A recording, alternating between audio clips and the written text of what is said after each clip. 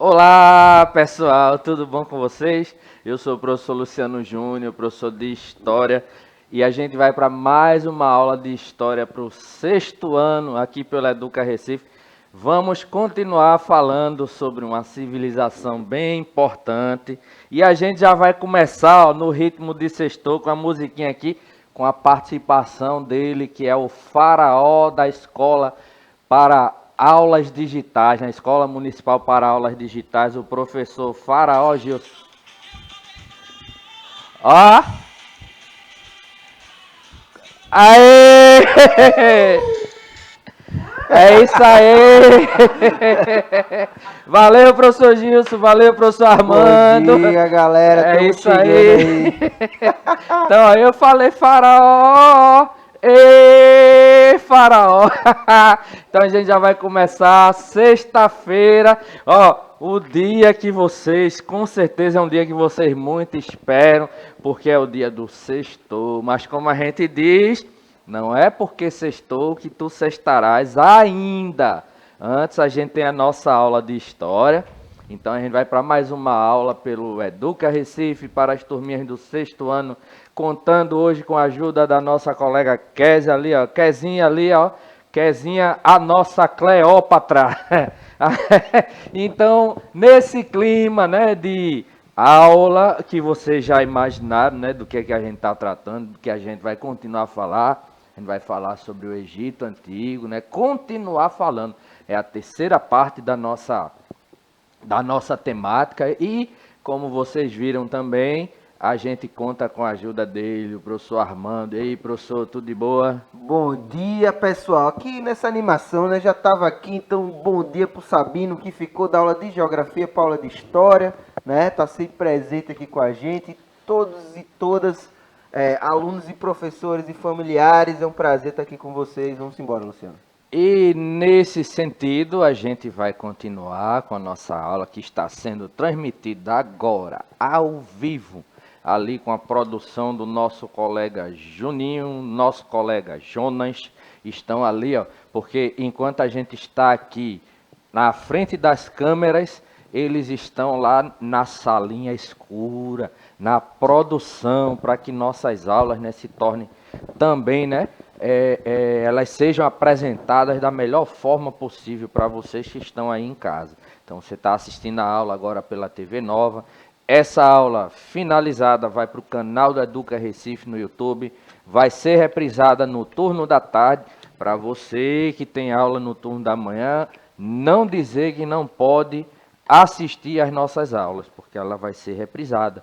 E você pode acompanhar também pelo aplicativo do Educa Recife, que aí, ó, a produção boa, retada aí, ó, Juninho já jogou aqui, ó, os QR Codes, aponta o celular pro QR Code, faz o download, instala o aplicativo, login senha, login, seu número de matrícula, senha, sua data de nascimento, qualquer dúvida, fala com o gestor, a gestora da sua escola, que vão lhe ajudar nesse processo, e você pode assistir às aulas do Educa Recife pelo aplicativo, com a sua internet financiada. Mas vamos começar revisando o que é que a gente viu na aula passada. E aí, você assistiu a aula passada? Você lembra o que é que a gente falou na aula passada? Na aula passada a gente falou sobre o Egito Antigo, a gente já tinha falado, né, sobre o desenvolvimento das primeiras civilizações, trouxemos aqui conceito de civilização, falamos sobre a região da Crescente Fértil, falamos sobre a localização geográfica do Egito, e a gente falou, né, sobre o processo de formação do Egito Antigo. Então a gente vai, ó, mais uma vez na aula de hoje tentar aqui, ó, reconhecer o Egito Antigo, tratando sobre os períodos da sua história. Começamos falando sobre o Antigo Império, mas vejam, antes da gente explicar aqui as características do Antigo Império, a gente tem que lembrar o seguinte: lá na região do Egito, deixa eu ver se eu tenho um mapa aqui. Não coloquei o mapa aqui, mas vocês, qualquer dúvida, vocês têm as aulas seguintes, certo? As aulas seguintes, não, perdão, as aulas passadas, e vocês podem visualizar isso lá no canal do YouTube, volta lá, você vai ver. Localização geográfica do Egito. Nordeste do continente africano. Região próxima, na realidade, né, seguindo o vale do Rio Nilo. Rio Nilo, um dos rios mais importantes desse período da antiguidade, porque ao longo do curso do rio foram se formando ali comunidades que receberam o nome de nomos. Então, você tinha cada nomo, você tinha um chefe que recebia o nome de nomarca, e esses nomarcas, né, eles governavam ali aquele nomo, eles administravam aquele território, mas com o passar do tempo, esses nomos eles foram se juntando e formaram dois reinos, o reino do Alto Egito e o reino do Baixo Egito. E isso tudo acontece num período que a gente chama de pré-dinástico, né? A gente falou aqui o que seria uma dinastia. O senhor lembra, professor, o que seria uma dinastia? Rapaz, tem a ver com a sucessão, né? Não tem a ver com É sucessão. isso aí. Então, tô lembrado ainda aqui, ó.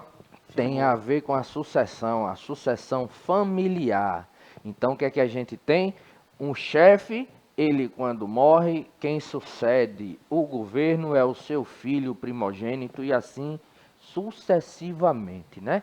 Até não aquele camarada morrer e não deixar nenhum herdeiro direto, aí a gente tem geralmente uma disputa pelo poder, assumindo uma outra dinastia. Por que a gente está falando disso? Porque em um determinado momento desse chamado período pré-dinástico, que no caso do Egito, o período pré-dinástico é também um período anterior ao surgimento daquelas figuras que eram consideradas as mais importantes no Egito Antigo, que eram os faraós. Então, o período pré-dinástico seria aquele período que antecede, né, o desenvolvimento, o surgimento do regime, né, faraônico, né, e o surgimento do primeiro faraó. E quem seria esse primeiro faraó? Segundo a história, né, da civilização egípcia, a gente tem que esses dois reinos, né, do Alto e do Baixo Egito, eles vão ser unificados, formando um único reino, dando origem aí ao período dinástico, cujo primeiro faraó será uma figura chamada de Menés. Então, o faraó Menés seria o primeiro faraó aí do Egito, e com isso a gente teria a sucessão da história, né, do Egito, dividida aí em três períodos: o Antigo Império, o Médio Império e o Novo Império. Então, nesse sentido, os três períodos, vamos começar falando do primeiro, né? O Antigo Império, que vai se estender aí, ó, a duração dele, algo em torno de 900 anos, né, aproximadamente, porque a gente tem a contagem decrescente, certo? Então, de 3.200 a.C. a 2.300, né?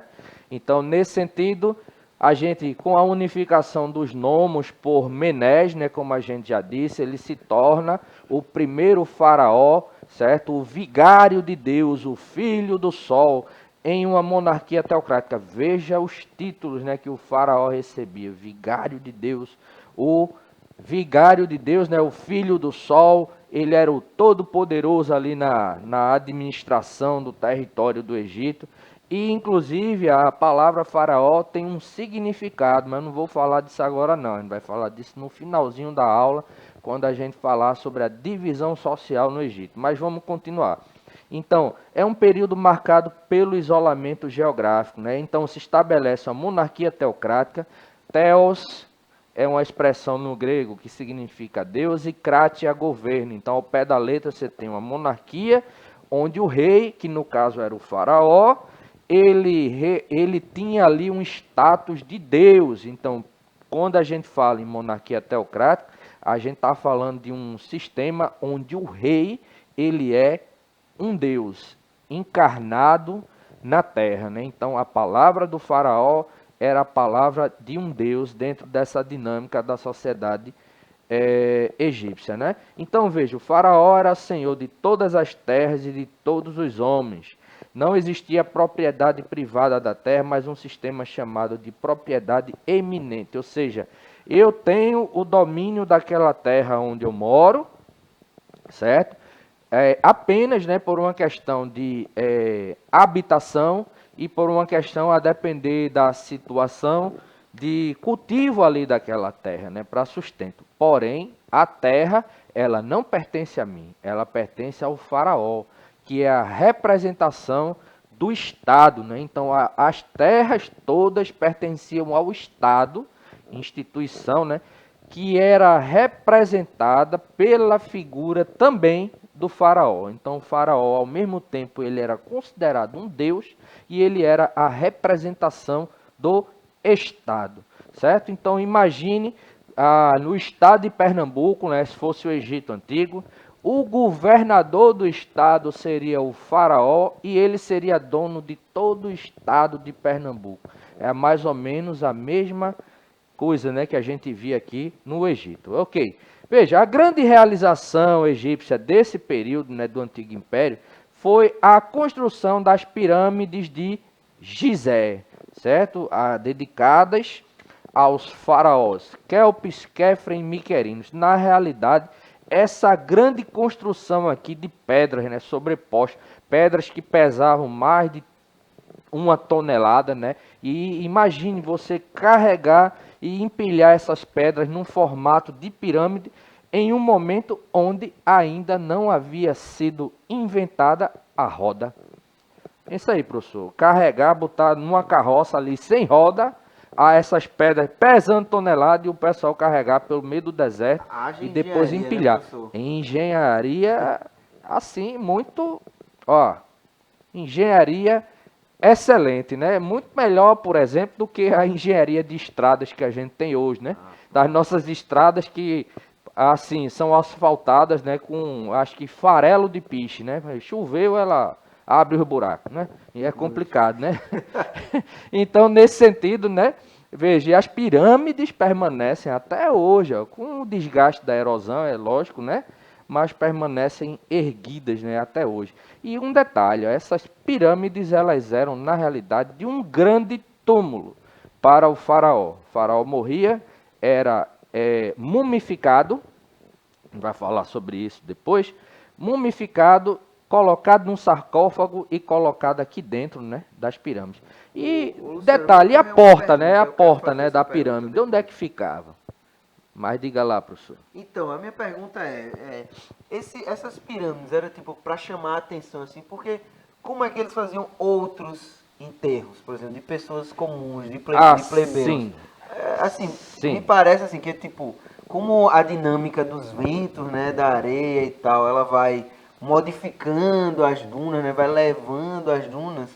Me parece que também tem uma coisa aí de um ponto geográfico, né, de um marco geográfico assim para a galera saber, ó, é ali que está enterrado o Deus, né?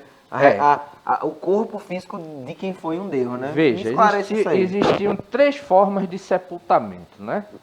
Existia quando a gente fala, né, da questão do Egito, eu ia falar disso mais na frente, mas já que o professor perguntou, eu vou antecipar. Existia um processo, né, que eles desenvolveram chamado de mumificação. Então, como é que isso acontecia? O camarada morria. Aí vinha lá os sacerdotes, né, de Anubis, que era o deus associado aos mortos, e eles iniciavam um processo onde, por exemplo, eles pegavam um ferrinho curvo, né, bem fininho, esquentava aquilo ali em brasa, né, é um processo meio estranho, né, enfiava ali pela venta do camarada para retirar o cérebro. Aí recheava tudo aquilo ali com ervas perfumadas, faziam a mesma coisa, né, retirando as vísceras, certo? Coração, eles colocavam dentro de um potinho, né? Os rins, o fígado, eles iam tirando esses órgãos, né, mais considerados mais importantes, colocavam em pequenas urnazinhas funerárias, né, do lado do morto. Então depois eles embalsamavam, né, e enrolava aquele corpo com a faixa, né? Era o processo de mumificação. No caso do faraó, como ele era considerado, né, um deus, então eles pegavam aquela múmia, colocavam em um sarcófago, que é um grande caixão feito com pedras preciosas, ouro, aquela coisa toda, botavam ali e depois conduziam, porque eu perguntei para vocês ainda há pouco, quando era a porta da pirâmide, né? Na verdade, tinham corredores subterrâneos que iam do templo, né? Do templo não, perdão, do túmulo, local do túmulo de sepultamento ali do faraó até o templo ou o palácio, né? E eram conduzidos até a pirâmide. Aí sepultava o camarada lá, no caso do faraó. Quando era um camarada considerado nobre, eles faziam o mesmo processo de mumificação, mas entregavam, né, o corpo para a família que iria sepultá-lo, né, em um local mais apropriado. E os camponeses, que não tinham nenhum prestígio social, digamos assim, os camponeses e os escravos, né, os mais pobres, eles eram enterrados no meio do deserto. Inclusive, né, como a temperatura no deserto, ela durante o dia é muito quente, né, mas à noite ela esfria bastante. Então esse choque térmico, de alguma forma, né, ele contribuiu para a preservação de muitos corpos que foram encontrados depois, certo? Anos e anos e anos depois foram encontrados ali. E nesse sentido, o que é que a gente tem? A gente conseguiu perceber que aquelas pessoas que eram enterradas ali no deserto, elas eram enterradas porque não tinham posses. Então, é como se, tipo, enterra aí de qualquer jeito, certo? Porque esse pessoal não tem muito dinheiro para investir no ritual, né, de sepultamento, então não vamos se preocupar tanto com ele. Observe, desde aquele período a gente já tem essa questão das desigualdades sociais se fazendo presente. Beleza, professor? Massa, oxe. Então é isso aí. Aí veja, o Médio Império, ele vai do ano 2000 a mais ou menos 1580 a.C. E ele começa com a retomada do poder pelos faraós, né? O Mentuhotep, certo? Se torna, né, o faraó e há uma nova capital criada, que no caso é Tebas. O que é que a gente tem aqui? Porque no final, né, do antigo império, a gente vai ter aqui, ó, uma instabilidade, né, política que vai levar, certo? Vai levar à perda do poder pelos faraós e o restabelecimento do poder ali dos antigos monarcas, né? Que eram aqueles chefes, né, dos nomos, né, antigamente. Então, veja, é um período de grande estabilidade política e econômica, onde é intensificado o comércio com a Núbia, região situada ao sul e rica em minerais. Inclusive é de lá da região da Núbia, né, que a gente tem parte, né, do curso ali do rio Nilo, né, caminhando lá para o mar Mediterrâneo, né, então aquele curso lá. Então a Núbia era uma região muito rica também ali no continente africano.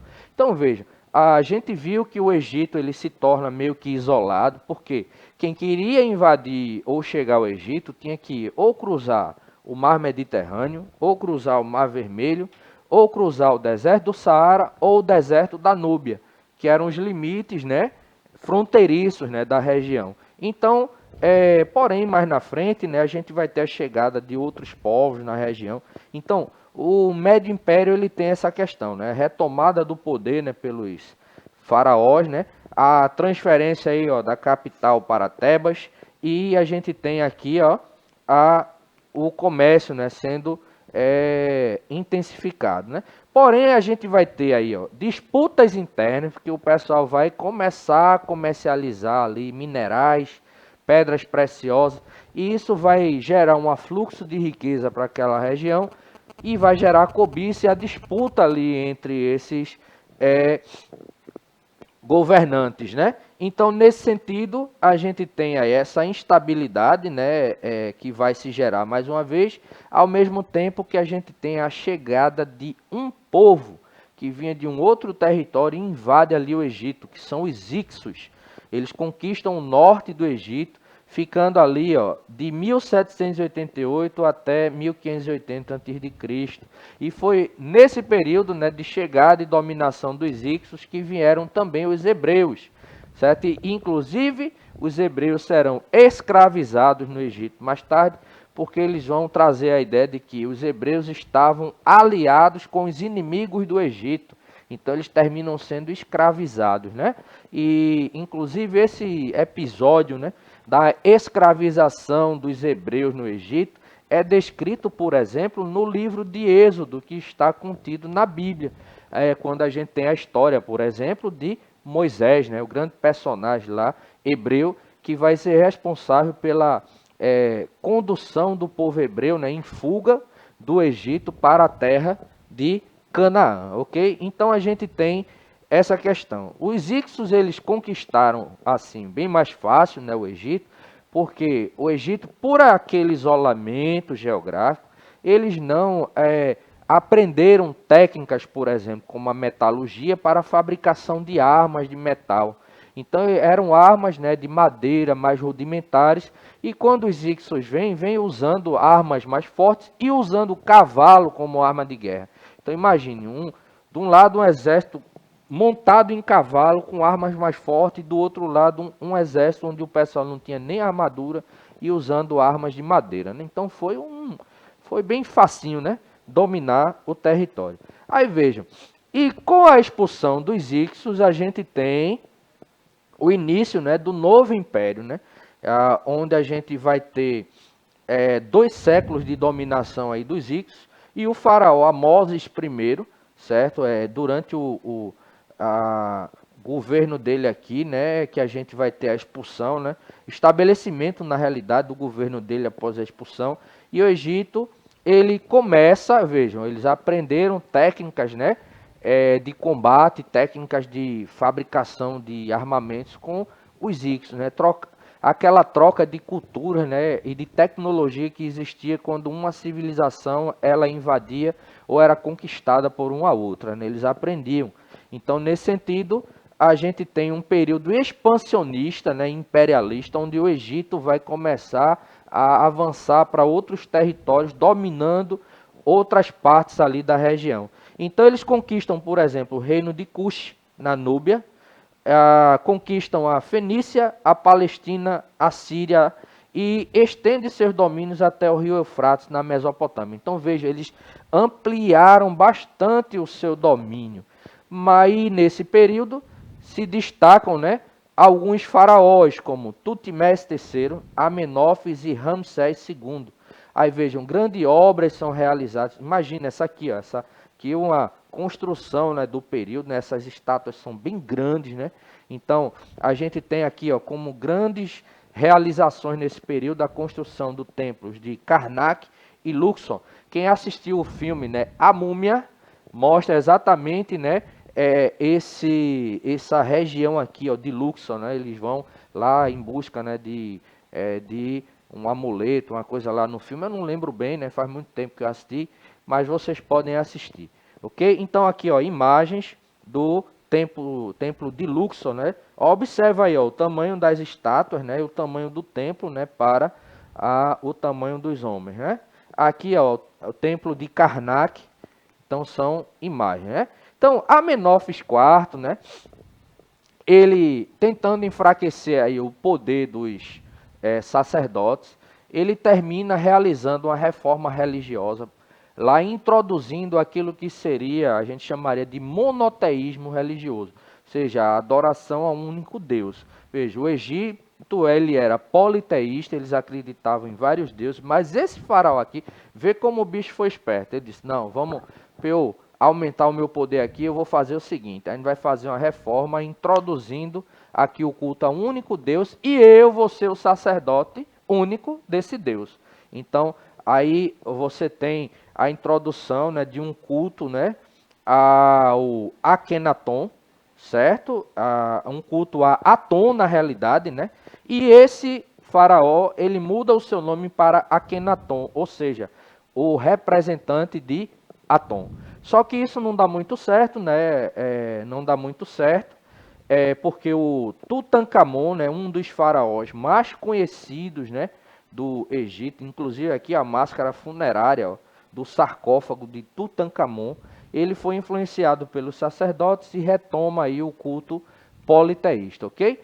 Aí vejam, nesse sentido, a população ela começa a se revoltar, né, contra os impostos, né, altos, né, contra o trabalho forçado, e isso vai enfraquecendo, certo, o Estado e levando, certo, por exemplo, nesse período, levando o Moisés a, junto com os hebreus, abandonarem ali o Egito, né, a fugirem ali do Egito, né, retornando à Palestina. É o episódio do Êxodo, né, que a gente disse, que é descrito, né, no Pentateuco lá na Bíblia, né?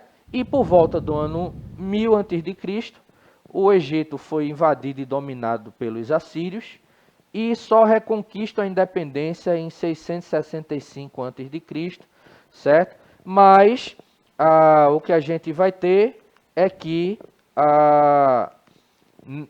mais ou menos em 525 a gente tem os persas invadindo mais uma vez o território, e o que a gente vai ver é que nesse período, né, final, devido ao enfraquecimento, né, o que a gente tem é que o Egito foi dominado por uma sucessão de povos, né, como por exemplo os macedônios, romanos, árabes, muçulmanos, e já na Idade Média britânicos, né? No caso muçulmanos já na Idade Média e britânicos no século XX.